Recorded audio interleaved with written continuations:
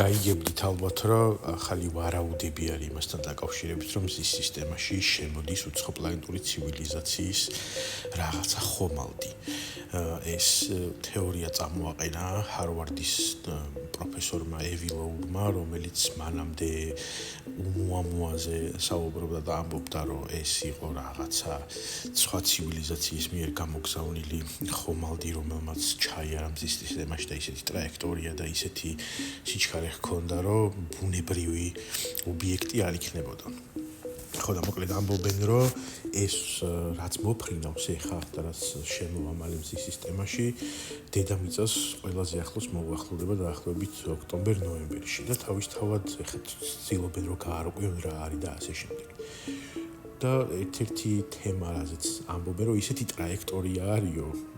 რომ შეიძლება აპირებს რომ დედამიწას თავს დაესხანონ. ანუ თავისთავად სასაცილო არის ეს ყველაფერი და საინტერესოც არის იმ მხრივ, რომ თუ მართლა რაღაცა ღია კონტაქტი მოხდა ჩვენსა და სხვა ცივილიზაციას შორის, ეს იქნება ალბათ ყველაზე დიდი მოვლენა კაცობრიობის ისტორიაში, მაგრამ ჩავთვალოთ მოდი, რომ მართლაც ეს უცხოპლანეტური ცივილიზაცია მოდის და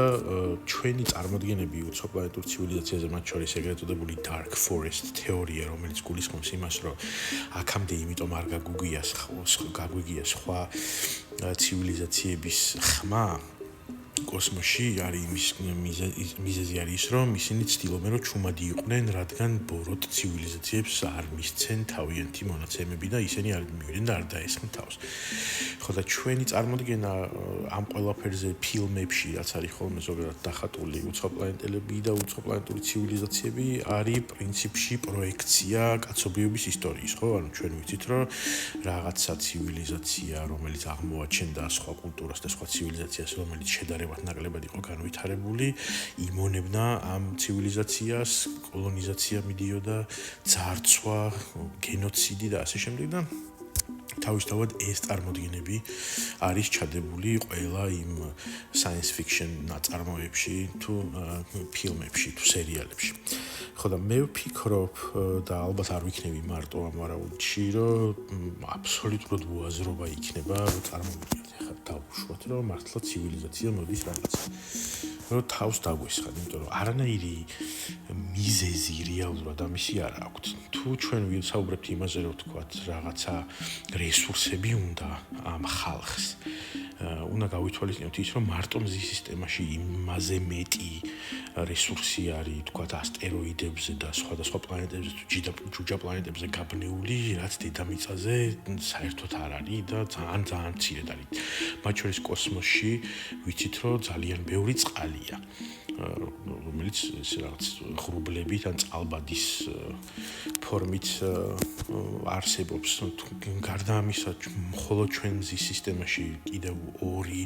მყარი პლანეტა არსებობს, მარსი და ვენერა,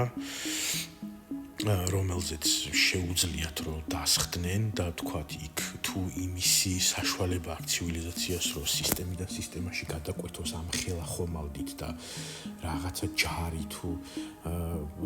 სამუშაოც წამოიყვანოს, მაშინ იმასაც შეძლებენ რომ თქვათ მარსზე დასხდნენ და იქ გააკეთონ რაღაცა